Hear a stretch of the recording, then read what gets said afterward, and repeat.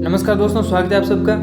आज हम बात करेंगे न्यायिक अवमानना के बारे में। तो सबसे पहले बात करते हैं कि ये चर्चा में क्यों है और इसके अन्य क्या क्या पहलू हैं, उनके बारे में हम आज विस्तार से बात करेंगे। तो आइए शुरू करते हैं। सर्वोच्च न्यायालय ने अधिवक्ता प्रशांत भूषण पर न्यायिक अवमानना का आरोप लगाया है। भारत के सुप्रीम कोर्ट के वकील प्रशांत भूषण पर सुप्रीम कोर्ट ने कोर्ट की अवमानना का केस चलाने का आदेश दिया है। आरोप है कि प्रशांत भूषण ने सुप्रीम कोर्ट के जजों पर अपमानजनक टिप्पणी कर सर्वोच्च न्यायालय की अवमानना की है। कुछ दिन पहले ही S.A. बोबड़े को भाजपा नेता की मोटर बाइक पर बिना मास्क बैठने पर वह दूसरे में पिछले 5-6 साल में देश में लोकतंत्र की स्थिति को दयनीय बताया। इस वजह से सुप्रीम कोर्ट ने प्रशांत भूषण पर न्यायिक अवमानना का केस चलाने का आदेश दिया है।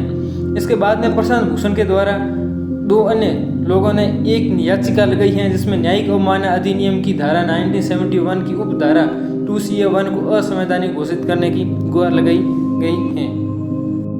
अब देखते हैं कि न्यायिक अवमानना क्या है। 1926 में भारत में पहला न्यायिक अवमानना अधिनियम आया। 1952 में आज़ाद भारत में पहली बार न्यायिक अवमानना अधिनियम का निर्माण किया गया, परंतु 1971 के न्यायिक अवमानना अधिनियम आने पर 1952 के न्यायिक अवमानना अधिनियम को समाप्त या रद्द कर दिया गया।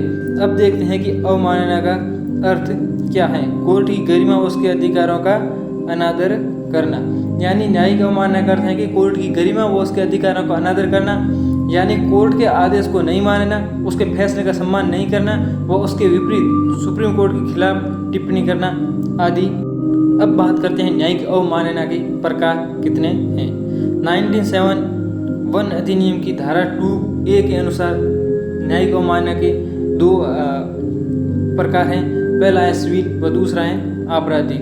पहला सिविल और दूसरा आपराधिक। सिविल के अंदर न्यायालय के या कोर्ट के जो फैसले, डिग्री, आदेश, रिट या कोई अन्य कार्यवाही की पालना नहीं करना, वो है सिविल के अंदर आता है। दूसरा आता है आपराधिक। कोर्ट से संबंधित मौखिक, लिखित, चित्रित या कोई अन्य तरीके से कोर्ट की अवमानना करना या कोर्ट की बदनामी करना, उसे आपराधिक के अंदर रखा जाएगा। अब बात करते हैं न्यायिक अवमानना किसको नहीं माना जाएगा।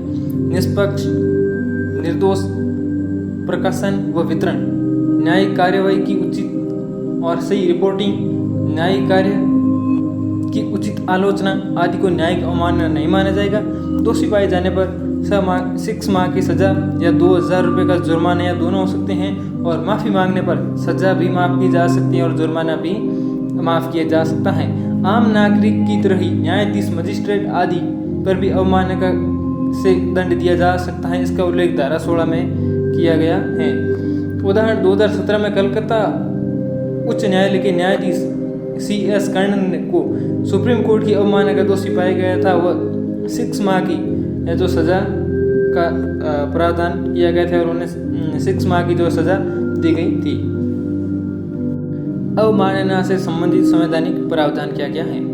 आर्टिकल 129 व 140 की धारा 2 सुप्रीम कोर्ट को, और आर्टिकल 215 उच्च न्यायालय को दंड देने की शक्ति का उल्लेख किया गया है। यानी संविधान में सुप्रीम कोर्ट को व हाई कोर्ट को अवमानना के दोषी व्यक्ति को दंडित करने की शक्ति दी गई है। सुप्रीम कोर्ट को देश के सभी हाई कोर्ट को दंड दे सकता है, यानी जितने भी देश के हाई कोर्ट है उन सबको सुप्रीम कोर्ट के द्वारा दंडित किया जा सकता है। अब बात करते हैं न्यायिक अवमानना अधिनियम के उद्देश्य क्या क्या हैं। न्यायिक अवमानना अधिनियम के उद्देश्य हैं अदालत की गरिमा व उसके महत्व को बनाए रखना, न्यायपालिका का विश्वास व दक्षता को बनाए रखना, न्यायाधीशों के डर, दुर्भावना व पक्षपात के बिना कर्तव्यों का पालन करना। यह है न्यायिक अवमानना के उद्देश्य।